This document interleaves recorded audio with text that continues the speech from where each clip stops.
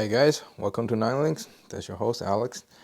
Today I'm gonna talk about how to make compost. Well, not the what should I say?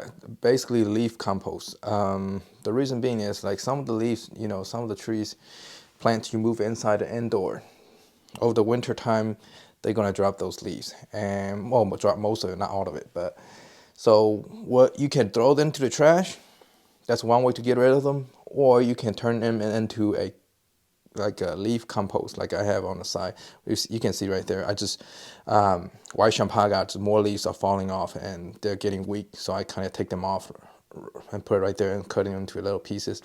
These are the ones that I already cut about a week or two ago. Some of them still a little fresh. You can see it's green. Typically, what you do is you get those leaves, the ones dying, dropping off. You pick them up. You can cut them into smaller pieces, or you can just and generally you don't have to cut them at all. So, but when you cut them down to a smaller size, it's easier and faster for them to break down when they are being composted into your potting mix. Now, what kind of leaves do you need? Well, it could be any leaves actually, but there are some leaves that you need to watch out for. Some of the leaves that you need to watch out for are those that has fungus, or have a lot of black dots or something. Those leaves typically you want to discard. You don't want to use it because it has disease on it, sometimes fungus on it. When you cut them up, and if you not dry them enough, it still remain a little wet. Once you put it into the new potting, into the new environment, it will pass that germ to bacteria, whatever, fungus, to the new plant. And it depends, if it's healthy, it won't do much or damage. If it's not healthy, on top of that, it will cause sickness to the plant, and the plant probably most likely will die or spread the disease. Okay, so what you want to get is the healthy leaves. Then how do you know if it's healthy? If it drops, well, most of the time, if a plant is healthy, like white champagne, let me show you. Like white champagne, most of the leaf you can see I picked. There is no, some of them are dried. I can tell right away it's not caused by fungus or, caused disease. And overall, the plant's very healthy. So these leaves just normal dormancy time. They drop them off. So these are good leaves to have, and you can cut them into, like I say, smaller pieces like that. I usually just stack them up and fold it like that. And typically, here, let me show you. You can fold it like that, and then get a big scissor or something. Just cut them down, and be careful when you're cutting with scissor. As with any sharp edges, cut them down into small pieces. Let them dry and let them turn. Over there, like over here, I probably give it about, I would say, 1 or 2 weeks. After that, it's dried enough, and you can use it for your new planting. If you have a new propagation or something, it's a pretty good natural, kind of compost. Also, use the leaf instead of go to waste. And yes, you can also collect the leaves from the outside. Around this time of year in my zone, a lot of leaves in the trees are falling down, and so we have to rake them and then throw them away. I typically recommend, if you're going to use those leaves, use it in your garden. Do not use it in your indoor plants. Couple reasons. First, number one is that most of the time those leaves, you cannot determine if they are sick or they have bugs in it. Sometimes bugs love laying eggs in the leaf, in the dry leaf, for the eggs to overwinter, and then the new bugs hatch on the springtime. But you don't know, you can't see. And also, there are a lot of outside factors that sometimes you do not want to bring in indoor, because you already brought a lot of hitchhikers inside, and over the winter you slowly eliminate those hitchhikers. And the last thing you want to do is you bring more hitchhikers, but passes inside your house, inside indoor, to your indoor plants. I always treat the overwinter plants as a time of slowly to get those bugs, bring them under control. and give your plant a rest over the winter, and then next year and have them go back to their job again. So typically I don't recommend bringing those outside leaves indoor. So the reason I say use it outside is that they're outside, use it outside. Keep everything out there.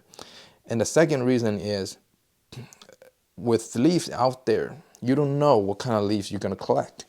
Some trees' leaf contains, what should I say? I don't know. Sometimes they have seeds in it. You can't see them, and it's so small. When you bring it in, when you compost into your bin or you put it into your new potting mix, it will germinate those seeds and then grow from there. So it contaminates your pots. It's not a problem, but it's really annoying when you grow something and then another thing showed up. Sometimes people might falsely identify them. But anyway, those are the reason I don't want to use the outside leaves for the indoor. Yes, there are a lot of leaves out there fall season, and believe it or not, most people don't use them as a compost.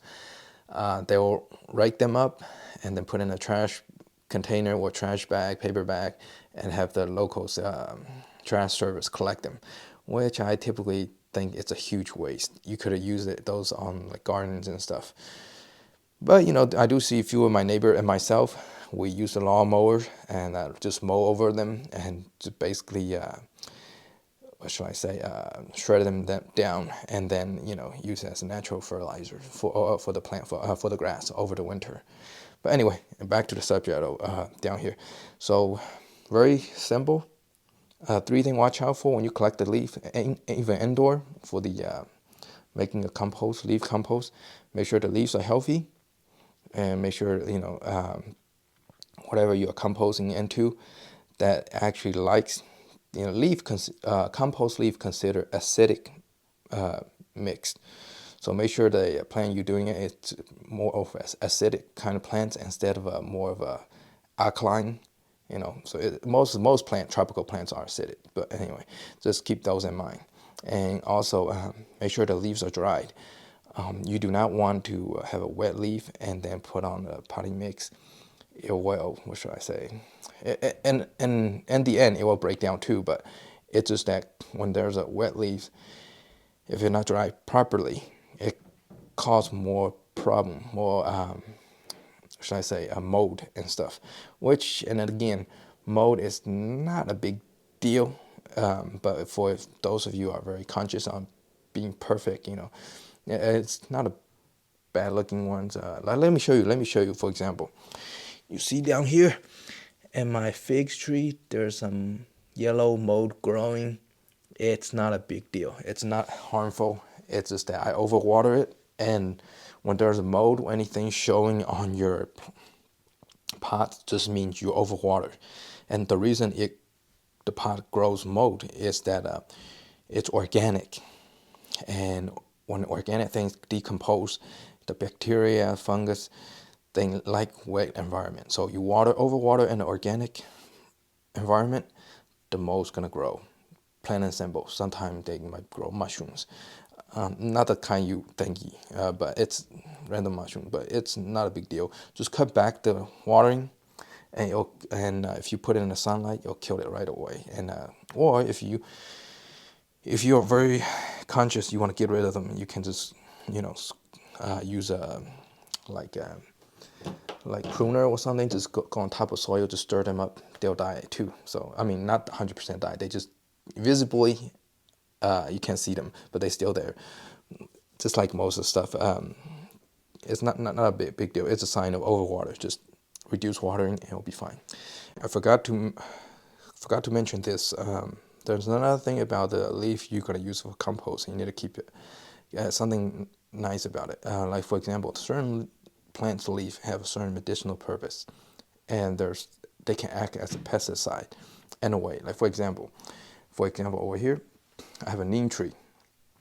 All you guys know, plant lovers out there know, neem oil is derived from the neem tree's seeds, and also neem leaves and the neem branches contains there's a ingredient called I don't know how to pronounce it. I'll just put the word up there.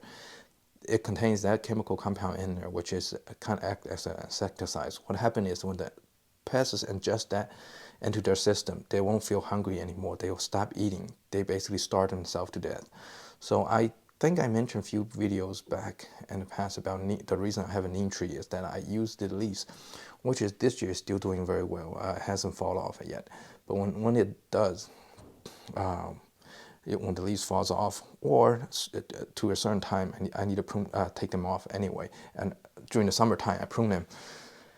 Either prune them or they drop it off. I use them as a compost as well. And these leaves pass their chemical property into their leaves into the potting mix. So which I think it's nice to bring that up to you guys. There are certain plants, they have a beneficial properties that can add to the compost. So I mean, most plants leaves just leaves, you know. Like and then one thing about white champaga's leaf is that it smells really good when you chop them. The white champaga's flower smells very fragrant, very radiant, very smooth, and then you have leaf that smell less than that, but it smells very calm and refreshing. For those of you who have white champaga, you should know what I'm talking about. There are plants' leaves are poisonous, which I think none of my plants down here is poisonous. But just want to point that out. Just be careful with the property. All right. Anyway, that's it for today. It's a very short one. I'm just want to tell you guys that if you do bring your plants indoor, and if they dropping their leaves, don't throw them away. Inspect the leaf. Use them as a organic fertilizer. Okay. All right. Thanks for watching. I'll see you next time.